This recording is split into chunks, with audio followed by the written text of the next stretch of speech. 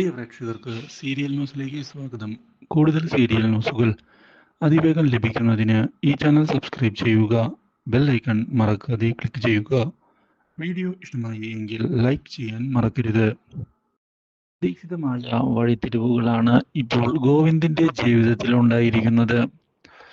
അനാർക്കലി മുൻകൈയെടുത്ത് രഞ്ജുവിന്റെ വിവാഹം നടത്തിക്കൊടുത്തു എന്നുള്ള കാര്യം അറിഞ്ഞതിനെ തുടർന്ന് ആകെ ഞെട്ടിപ്പോയിരിക്കുകയാണ് ഗോവിന്ദ്.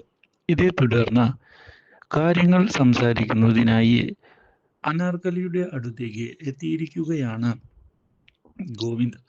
നിങ്ങൾ എന്തു ഉദ്ദേശത്തിലാണ് രഞ്ജുവിന്റെ വിവാഹം നടത്തിക്കൊടുത്തത് എന്ന് ചോദിക്കുകയും നിങ്ങളുടെ ഉദ്ദേശം എന്തൊക്കെയാണ് എങ്കിലും അത് നടക്കുകയില്ല എന്ന് പറയുകയും ചെയ്യുന്നു. ഇത് കേൾക്കുന്ന അനാർക്കലി, എന്നെ നിങ്ങൾ വെറുതെ തെറ്റിദ്ധരിച്ചിരിക്കുകയാണ്. ഞാൻ ആരെയും ഉപദ്രവിക്കുന്നതിന് വേണ്ടിയല്ല ഇവിടേക്ക് വന്നത്. എനിക്ക് രഞ്ജുവിന്റെ ആഗ്രഹം കണ്ടപ്പോൾ അത് നടത്തിക്കൊടുത്താലോ എന്ന് തോന്നി.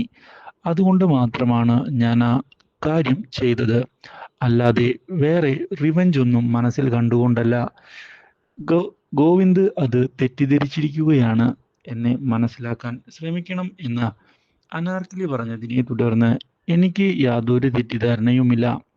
നിങ്ങളുടെ സ്വഭാവം കൃത്യമായി എനിക്ക് അറിയാവുന്നതാണ്.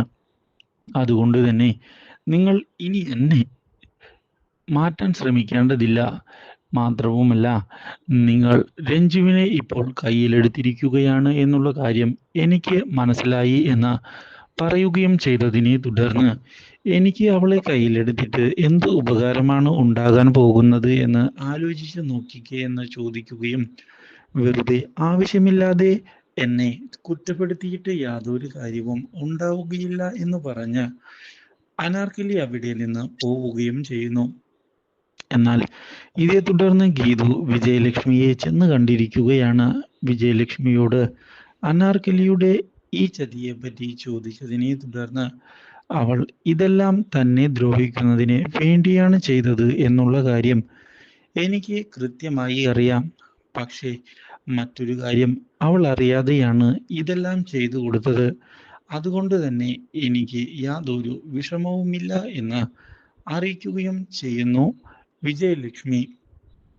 ഇനി എന്താണ് വിജയലക്ഷ്മി ചെയ്യാൻ പോകുന്നത് എന്ന് ഗീതു ചോദിച്ചതിനെ തുടർന്ന്, എന്തായാലും വിവാഹം നടന്നു കഴിഞ്ഞില്ലേ, അതുകൊണ്ട് തന്നെ ഇനി അത് മുടക്കാൻ നോക്കിയിട്ടൊന്നും യാതൊരു ഉപകാരവും ഉണ്ടാകാൻ പോകുന്നില്ല.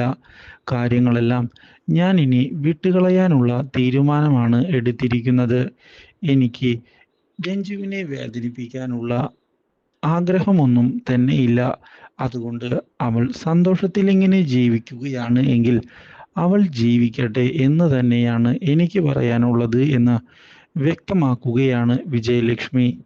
ഇതേ തുടർന്ന് രഞ്ജു വിജയലക്ഷ്മിയെ കാണുന്നതിനായി എത്തുകയും അമ്മ എന്നോട് ക്ഷമിക്കണമെന്നും അമ്മയുടെ വാക്ക് ധിക്കരിച്ചാണ് ഞാൻ കാര്യങ്ങൾ ചെയ്തത്. അത് എനിക്ക് കൃത്യമായി അറിയാം. എനിക്ക് മാപ്പ് നൽകിക്കൂടെ എന്ന് ചോദിക്കുകയും ചെയ്തതിനെ തുടർന്ന് വിജയലക്ഷ്മി, ഞാൻ മാപ്പ് നൽകുന്നതിനുള്ള മനസ്സൊന്നും ഇപ്പോൾ കാണിക്കുകയില്ല. നിനക്ക് അതിൻ്റെ ആവശ്യവുമില്ല. നീ എന്തായാലും നിന്റെ ജീവിതം തിരഞ്ഞെടുത്തു കഴിഞ്ഞു. അതിൽ സന്തോഷകരമായി നീ ജീവിക്കണം എന്ന് തന്നെയാണ് എനിക്ക് പറയാനുള്ളത്. അല്ലാതെ കൂടുതൽ ഒന്നും തന്നെ എനിക്ക് നിന്നോട് പറയാനില്ല എന്ന് വ്യക്തമാക്കിക്കൊണ്ട് അവിടെ നിന്ന് വിജയലക്ഷ്മി പോവുകയായി.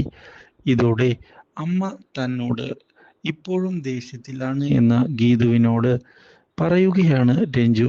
പക്ഷേ ആ ദേഷ്യമെല്ലാം മാറും എന്ന് രഞ്ജുവിന് ഗീതു ഉറപ്പ് നൽകുകയും ചെയ്യുന്നു. Do like, share and subscribe.